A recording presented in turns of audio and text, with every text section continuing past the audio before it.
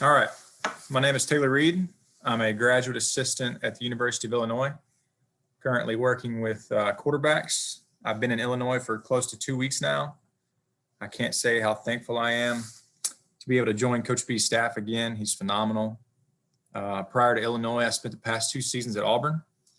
I was a graduate assistant with wide receivers. I had the opportunity to work with Cody Burns, who I really learned a lot from about the position. And this is what I'm going to be teaching from today.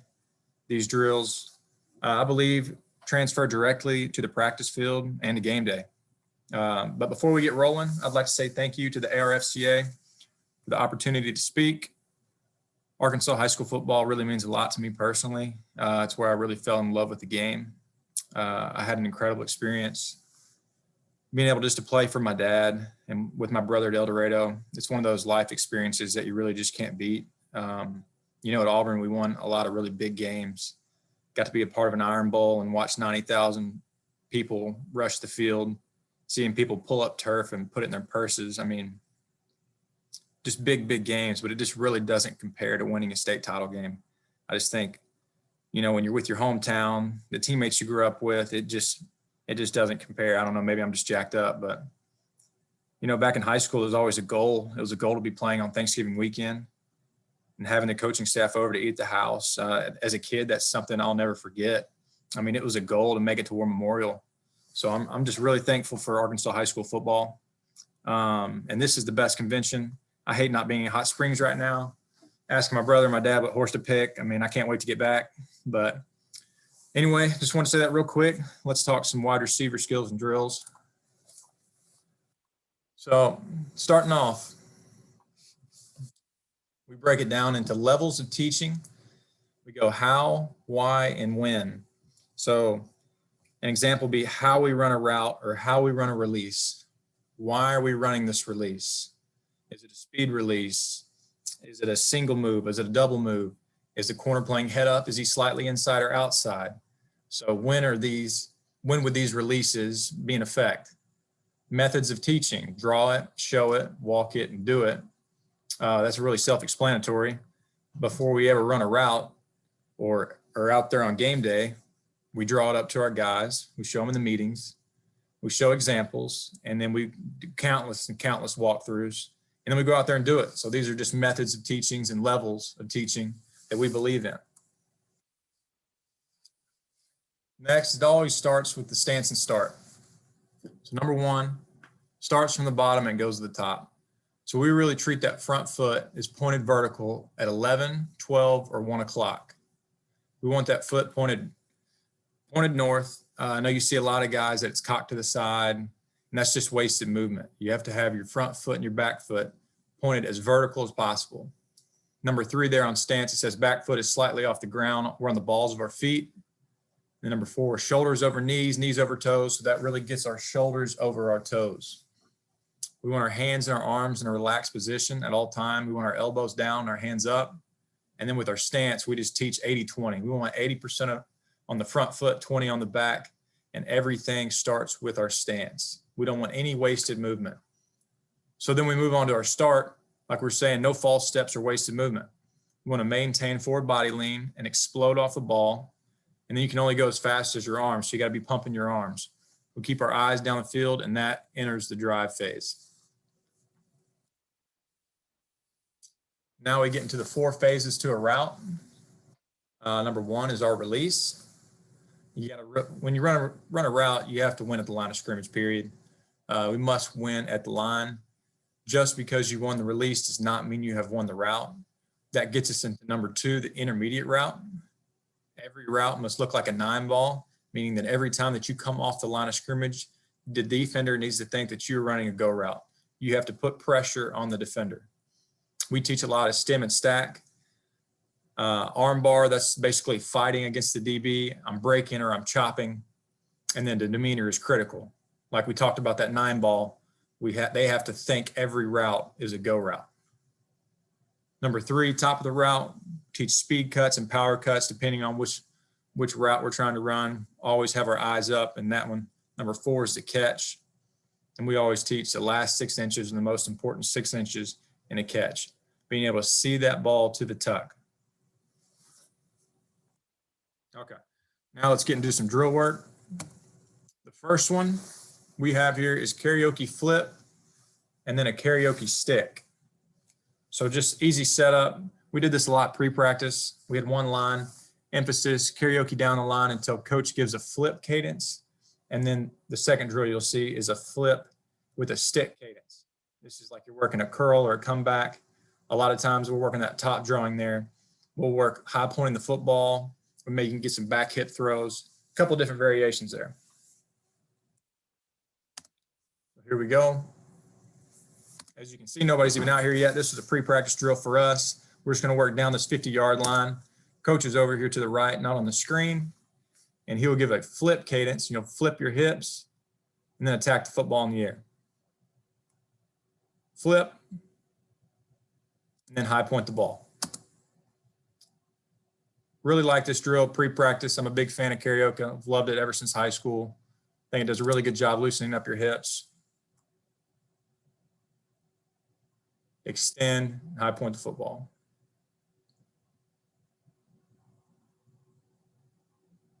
So on this clip right here, we got a flip and a stick.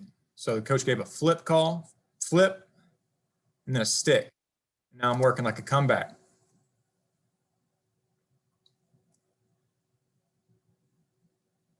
As he sticks, he got a little stuck there. You don't want to overstride. You can kind of see him leaning back a little bit. Working that part of it. Flip and a stick. That was violent. That looked good there. Flip, stick, coming back out.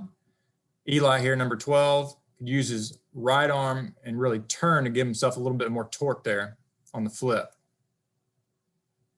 Be violent there. Really open up your hips. Good job on the stick. Coming out, catching the football. Really good job with his eyes, seeing it to the tuck.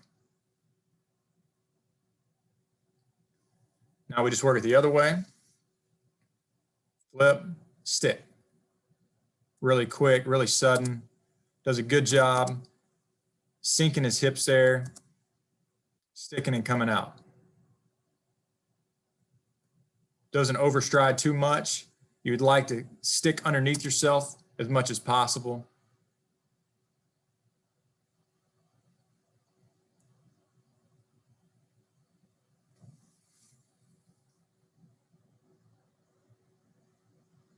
Flip, stick. Flip. As you can see, Eli has trouble with that left arm, using it to create some torque and some momentum as he turns. He's not using it at all. He's wasting it. Really good job being violent on the stick, though. All right, that was the first drill. I really like that drill pre-practice. It's an easy drill. Doesn't require a lot of setup or maintenance. You can get the guys going. And then you can work back hip. You can work high. You can work back shoulders, different variations of it. This next drill, we have foot fire. So this setup is one line, 7 cones, set up a few yards apart. Our emphasis is keep your eyes up and have shoulders over toes. Quick stick with head nod. Have to work your arms and keep them within the framework of your body.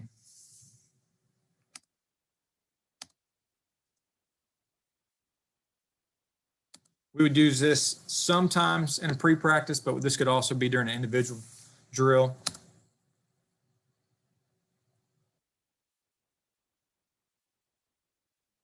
Foot fire, stick. Will Hastings here, incredible quickness. One thing he could work on is he's really wide around these cones. You want to be really tight to the cones. It's good, a little wide, but he's doing a really good job of sinking his hips. He could be a little more violent in snapping them. 19 here looks a little out of control, looks really, really wide coming around. I'm gonna really sink. That was good by 11. There it is. Good, just a little wide coming around, but sink your hips, snap your hips through, and then they're working off a bag at the end. Great camera angle. That's just another pre-practice or early individual drill that we would use just to get the guys' feet firing, get those hips loosened up. Easy drill, not much maintenance. This next one is a snap down drill. We had 4 cones on the ticks. That's how we would set it up. The emphasis is dropping our weight, being violent at the top of the route. We don't want to bend at the waist, but bend at the hips. This was a snap down drill for us. Here's the setup. Stick, as you can see, I got my knee over my toe and my shoulder over my knee, which ends up getting my shoulders over my toes. This is working our right foot stick, just working the top of our routes. Not full speed, just nice and smooth, nice and slow. Stick, right foot stick, stick. Just overemphasizing the stick. And then now we'll come back and we'll go with our left foot, stick, and so on. Same drill, nice job, sinking in there. My knee over my toe, chest over my toe.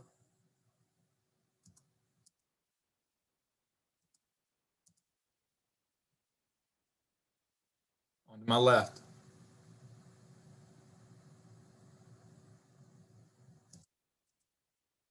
This last one, you kind of see the guy, he's reaching a little bit too much. You don't want to reach for the cone. You want to get there on your own. Don't overstride. Not bad there. Pretty violent. I shed. Really snapping it down. That's good. Good stick. That's nice. That was a good rep right there.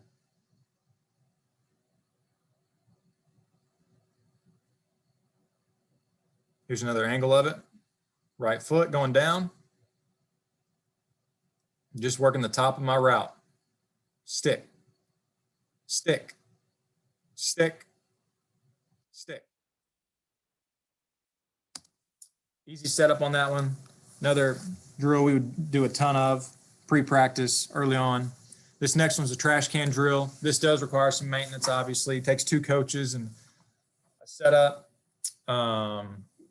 Didn't do it a ton. We do it occasionally.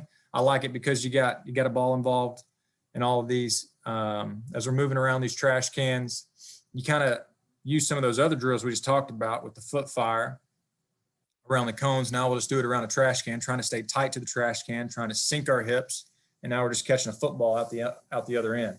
So setup's easy. Trash can. We want to drop our weight, flip our hips, bend at the hips, stay tight, and extend and attack the ball with our hands and our eyes.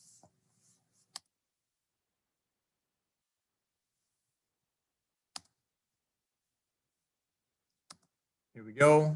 Staying tight. Catch, catch, catch. So really you're getting 4 balls and then working tight around each trash can.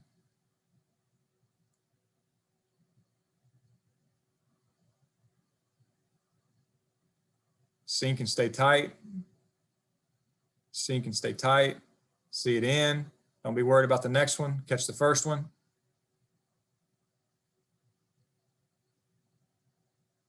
Another angle of it, staying tight, that's good.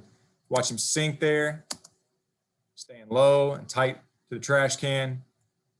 Natural catch, good. It's a great rep all the way through. Could stay a little tighter there. All right, let's get into some releases. We break down our releases into these 6 categories. I'm just going to talk about a couple today, but number 1 is a speed release. It's for drive, for speed. It's really important that you dip that shoulder. We can talk about that here in a little bit. Number 2 is our counter. And that's really when I'm using a speed release and I'm trying to speed release a defender. He overplays me and then I counter back inside or counter back outside because the DB overplayed me. That's what we call a counter. So a speed release is I'm just going to beat the DB with speed and dip my shoulder, don't give him much surface area. And the counter, we just let it happen. If he overplays me, then I'll counter back. The next one, number 3 there, says stick release. That's a single move. That's just a quick jab. And then number 4 is a double stick. That's a 1-2. And then 5 and 6, diamond and cushion. I'm not going to get into those here. We're going to focus on these top 4. But as you can see at the bottom, The key is to never give up your chest. Everything you do must be violent and with a purpose. You have to create a new line of scrimmage between you and the defender. Must believe you can win and use the proper tools to do so. You have to have a swagger about yourself that you will not be denied on a release. So this first drill, when we're working speed release, we use 2 pop-ups. You can use a beanbag. We'll do it sometimes. I think on this video, we don't have it in there, but we use a hoop, and then we use 2 cones. So it's 2 lines, and then we're really focused on stacking the defender. We want to stay tight to the hoop. We want to stay really low, reduce that surface area. And if you have a beanbag, it's good to pick it up, but then you want to stack the line and get it vertical as fast as possible. So here we have our setup. We got 2 lines. We got our 2 bags. You can really see how that toe we talked earlier, we want that toe pointed as vertical as possible. And then we don't want to use any false movement with our back foot as well. We want everything moving forward, especially on a speed release. Flash, Anthony Schwartz, one of the fastest guys in college football. Obviously, he was really good at this release. You want to really dip, if I'm on the right side here, I want to really dip that left shoulder. So when that DB tries to jab me, I reduce the surface area, not give him a target to hit. As you can see him do it there. And then I stack quickly around the hoop and get back vertical. It's a good rep. Here we go again. Lower that shoulder. Get back vertical.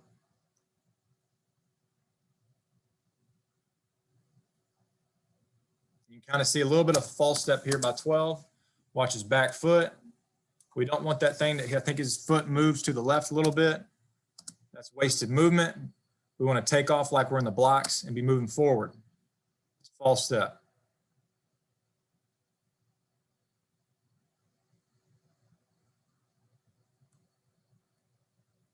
Same there. Y'all can see his back foot, wasted movement. And get back vertical.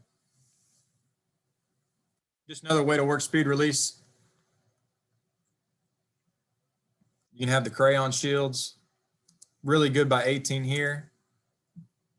Quick off the line, ducking that shoulder. Getting back vertical. That's not what you want.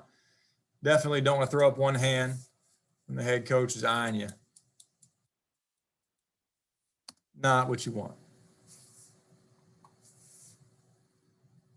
Just another way to work speed releases, just dipping that shoulder. No false step, no wasted movement, and then getting back on the line.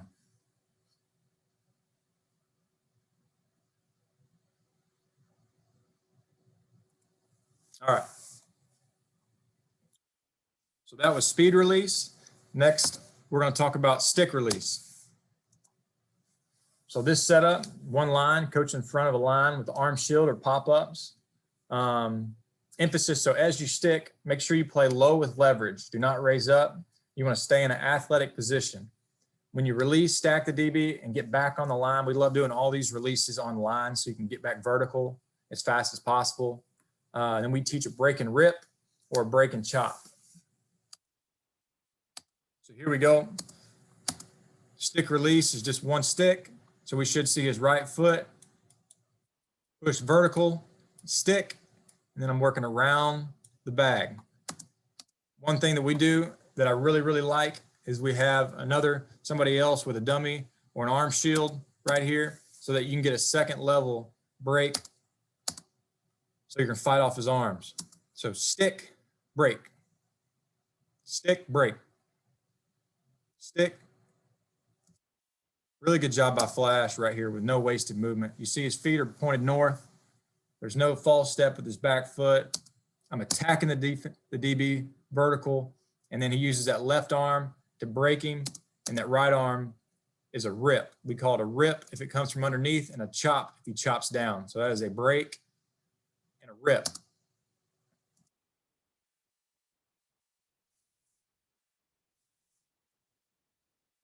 Another one. Stick. Not very violent with his break. Good with the second level. Chopping down.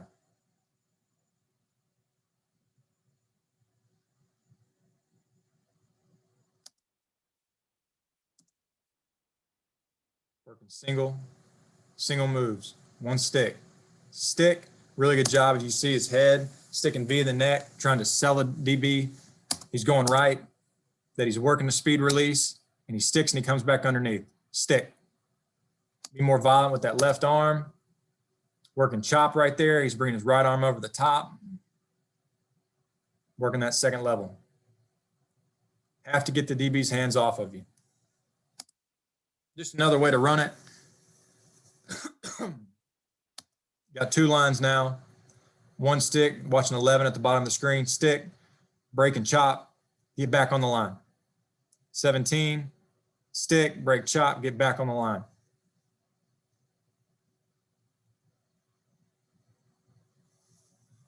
Love doing these drills on the line. I put this in there because I think it's a great example of when you're working a stick release and the defender will shoot a jab at you. This is why you really have to reduce that surface area. You can't allow the defender your chest. If you do that, you get popped straight up and you have no chance. As you can see, like when he tries to break, he uses that right arm to try to break and chop down, and he misses. He comes underneath it. That's why it's important that all these drills reduce your surface area and be really strong and violent on your breaks and your chops. Goes back and does it again. There we go. Does a good job with the break. He gets him, gets back on the line. All right, that was a single stick. Now we'll work double stick, as you can guess. Now we're going to stick twice, one line, coach in front with the line with the arm shields with the pop-ups. You can use the same setup as the last one. So as you stick, we want to stay low with leverage, never giving up our chest. Do not raise up, be physical. When you release, stack the DB and get back on the line. So break and rip, break and chop. Two things we've been talking about. Here we go. Boom, boom. 1, 2. Break and rip.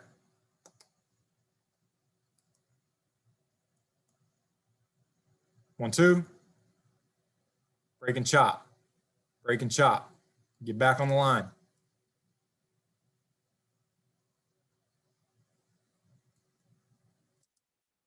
Here we go. It's a left, right.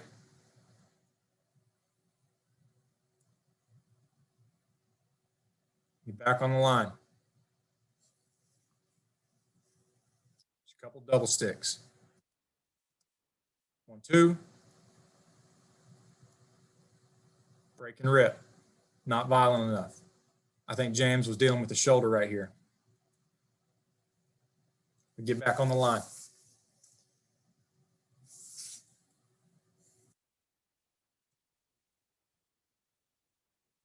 Break and chop. 1, 2. I like how his back foot is getting vertical, threatening the DB. 1, 2. Break and chop, get back on the line. All right, that really sums it up for our release drills. We talked about speed release, a single move and a double move. Next, we're going to talk about some of our arches, some drills that we use. This one is our setup. We explode vertical and come straight back down the stem. Don't want to overextend, plant underneath ourselves, and do not pop up out of the break. This is our arch drill. Like this for the top of the route. If I'm working a fallout or a dropout, whatever you want to call it, where I need to work vertical, sink my hips and stick it and come right back down my stem. This was one of our best routes. Really took a lot of reps working it, but really want to sink our hips at the top, get low, stick it, and come right back down our stem. Stick. I like the arches to make sure we're not popping up, because a lot of people want to pop straight up after we stick and come out on curls and comebacks or fallouts, whatever you want to call them. And this makes you stay low. Stick, come right back down. I think this is a really good job by 14 at the top, sticking, being quick and violent, staying low, stick, come right back down our stem at the top. Will Hastings obviously is really, really quick. Really good job sinking his hips and getting out of the break. Like we said, we don't want to bend at the waist. We want to bend at the hips. Sink, coming back down. This is a difficult drill for our guys, but eventually once you get really good at it, once you stick with that right foot, as you can see, these guys are a little overstrided there. But once you stick underneath yourself, you really don't want to plant with this left foot underneath yourself. You want to gain ground. So when I stick underneath myself, I want to open up my hips, use that force arm to create torque so I can move back in this direction. I don't want to step underneath myself. As you see Will here, we're wasting time. We're wasting yards by stepping underneath ourselves right there. All right. So that was our arch drill. Next, we're going to talk about blocking for a little bit. So we got some stalk blocking drills. We got a couple clips here. The main points I want to hit on is you really want to close the gap between you and the defender and understand when the ball is in phase with you. We teach our guys break down 2 or 3 yards from the defender, stay on the defender's outside number, and the ball carrier will always make you right. We say head up, chest up, eyes up. Do not duck your head. When the defender steps on your toes, deliver a quick 6 to 8 inch punch up and out into the defender's breastplate. Keep the elbows tight for more strength and leverage. Once engaged, I think it's punch and refit. I think that might be the most important thing is once you fit, be ready to refit on a defender. Have great balance and drive with your feet when the defender starts to disengage. So here we go. Here's a drill we have. We'll just have 3 guys with the dummy. Coach will say like a left, a middle, or a right call. And all we're doing is we're shuffling over. We want to stay 2 to 3 yards and punch. We don't want to overextend. This is good. So right, over, punch. And then boom, I'm getting set right back in the middle. Right, boom, punch, get set back in the middle. Middle, there it is, good. Back to the right. That was good. Here's an example of what not to do. So this was a young guy. Whenever he told him left, middle, or right, you can see what you do not want to do when you're blocking. You see him lunging at the defender, trying to be violent. He's out of control. That's what you don't want to do. You want to break down 2 or 3 yards, stay square, punch, and then be ready to refit. You can see Coach Burns over here. You're out of control.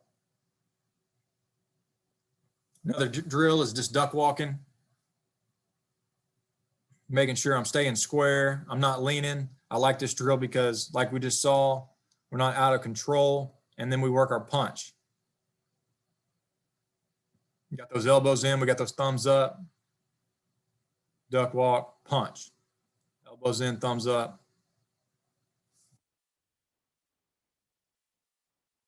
Same drill.